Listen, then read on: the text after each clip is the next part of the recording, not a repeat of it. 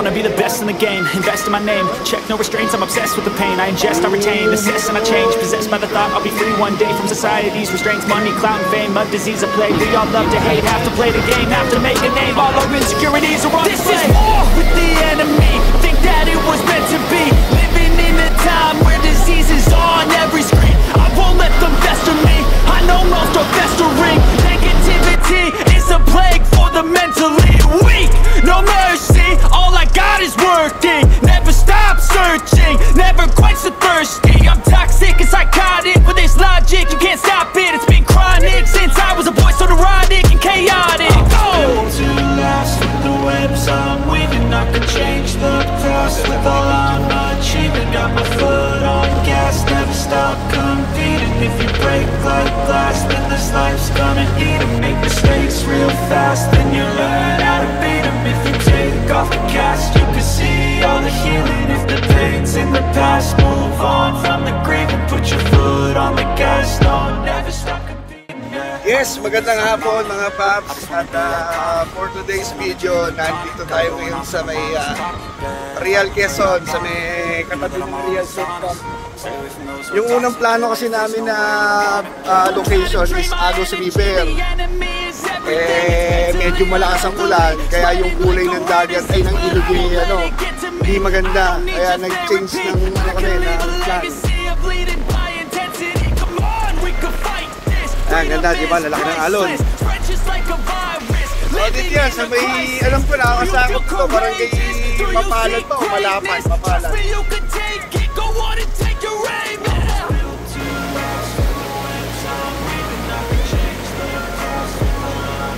After nitong dagat namin, babalik kami ng campsite sa kilometer 106 sa Victory Big Campsite.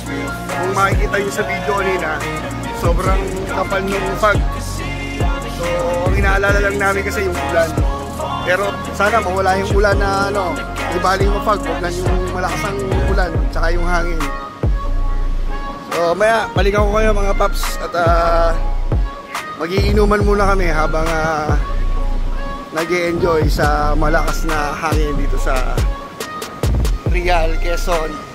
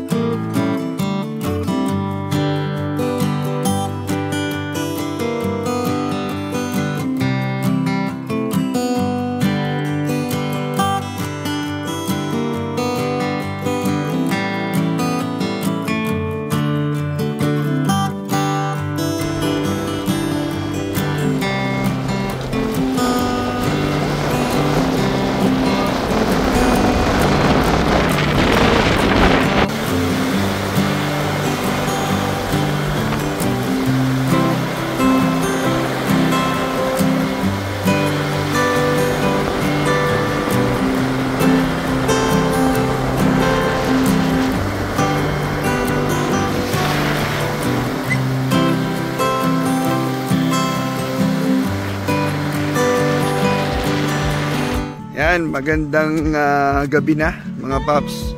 At inabot kami ng pag-akyat ng dilim dito sa campsite.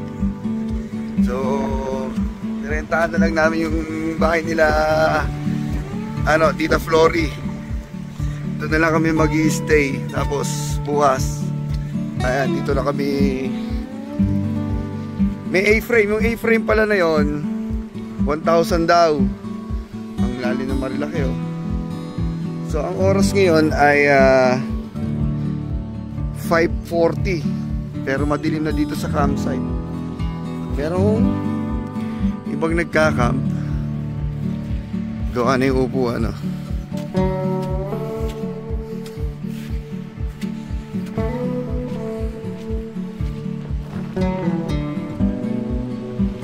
Nabot na kami ng dilim. Sumobra kami ng kanina ng Infanta. Nakarating kami ng Infanta Proper. Tapos basa itong mga upuan dito. So ito 1,000 daw yan, sabi ni Tita Flory.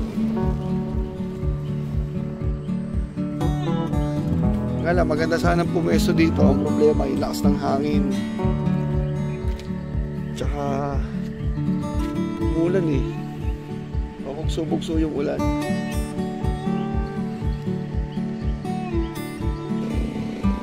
Ayan ang marilaki.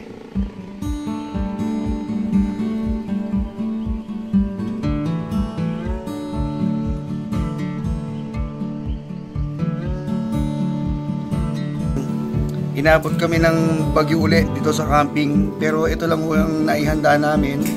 Fiesta pa rin. Adobo at saka inihaw na liempo na pinirito, at saka nakabili kami ng tanigi dun sa Infanta Quezon. Kasi ito po ang aming taga-takal.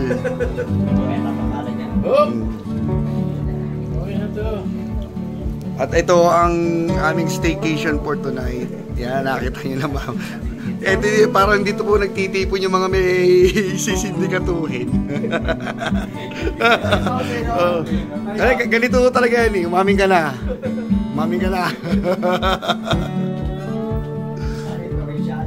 Ayan. Tapos paglabas mo, kailangan na makita sa sobrang dilim.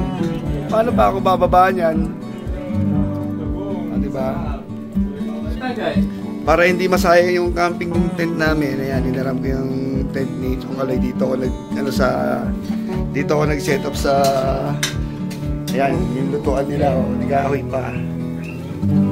Tapos dito ako nag-set up ng tent ko, di ba? So may sapin na yan, may electric fan, simple setup lang. Tapos ito si Boss Jess, ang tumira ng lahat ng dapat titirahin. Di ba, may dinuguan pa kami, di ba? Actually, kainan ng pinunta namin dito, hindi camping eh. Saka inuman. Ayan o.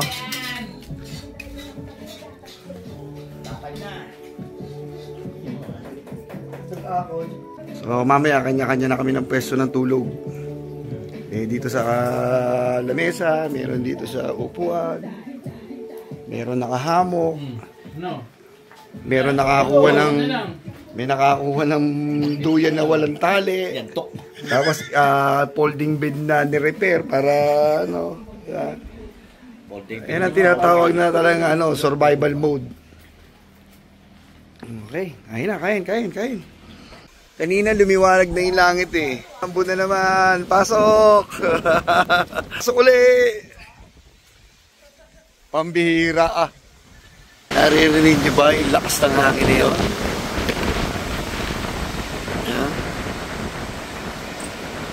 Grabe lakas ng hangin. Ayaw ko kita eh. Sarap tumambay. Ang lamig. Problema, basa.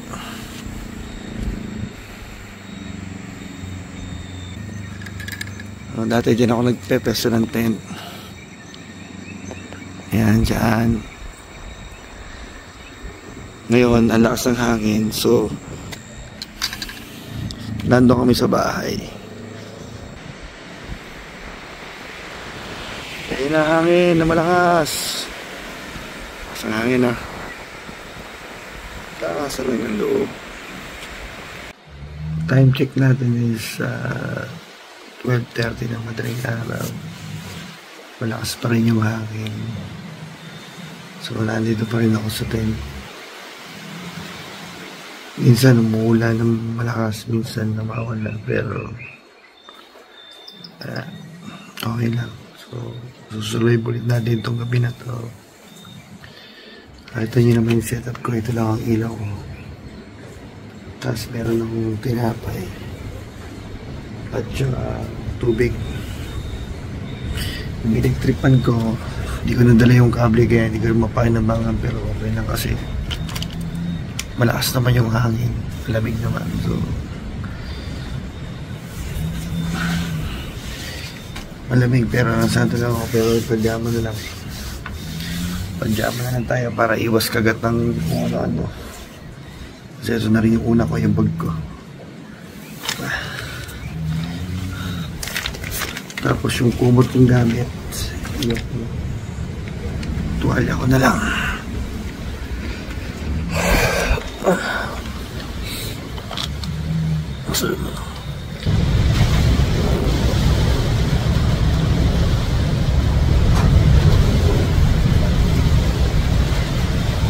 Grabe, napakalakas ng hangin. Okay, masusurvive natin tong gabi na to. Kasi nasa loob naman tayo ng bahay.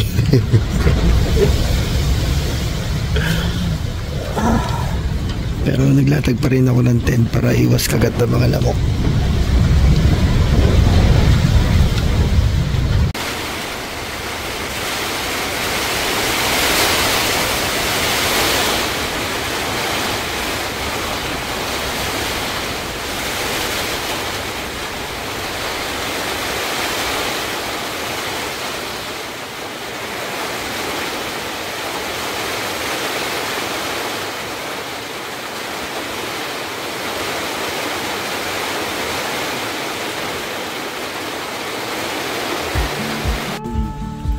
Yan, magandang umaga mga paps. Welcome back sa biyahe ni Papi. At 2:30 na madaling araw, nagkaroon ng text galing kay NDRMCC na orange rainfall dito sa Infanta, Quezon.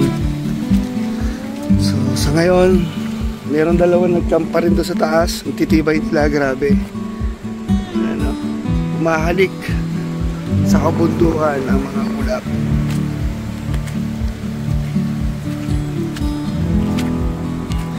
Ito talaga yung gusto ko dito pagising sa umaga eh. Yan o.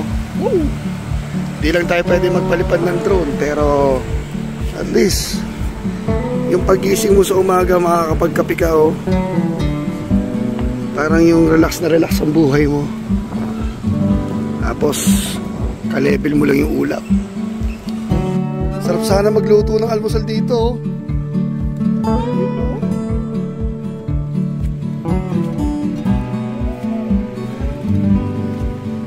Nung una nag-tent ako, Toy, dito ako nag-set up, pre.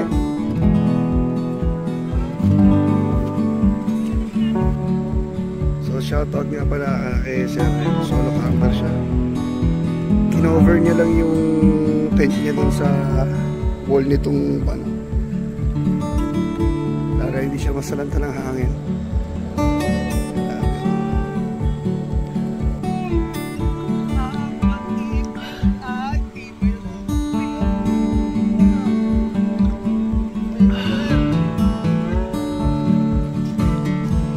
Kakapigaw tapos ang sea of cloud sa likod.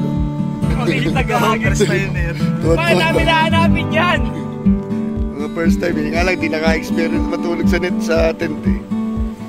Doon sa hideout, pare, nakatulog sa hideout.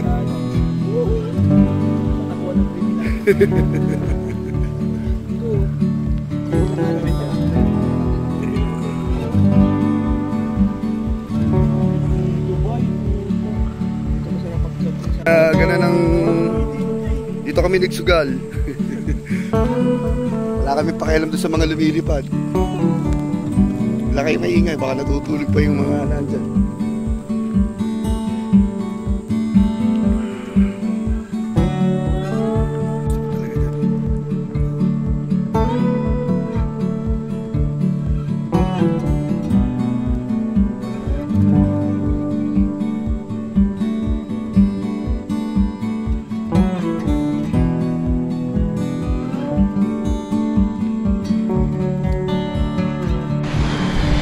Oh, lamig. Sakali sana kung hindi umuulan kagabi, dito na lang ako magse-set up ng tent eh. Yung nga lang talagang hindi uubra. Sobrang lakas ng hangin. Minsan galit na galit pa yung ulan.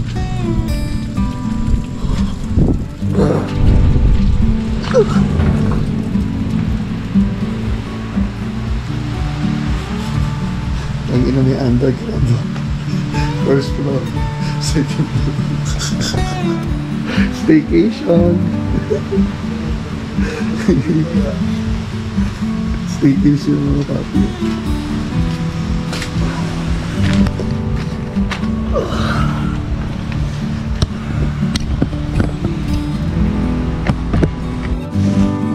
So ayan mga paps, ano na kami, pakap na kami. Tumempo lang kami na walang ulan masyado para kami makapagbaba na ng gamit. Ito, habol tayo sa kanila para mag-video na. Ayan, isa na namang maulan na camping sa ating lahat.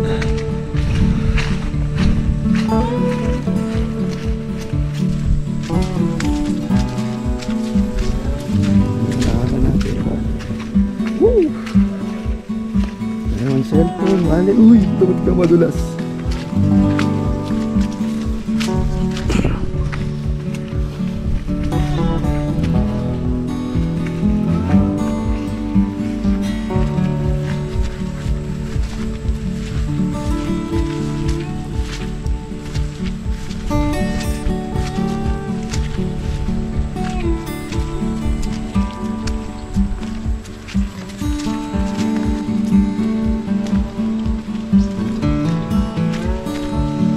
Uy, pinch.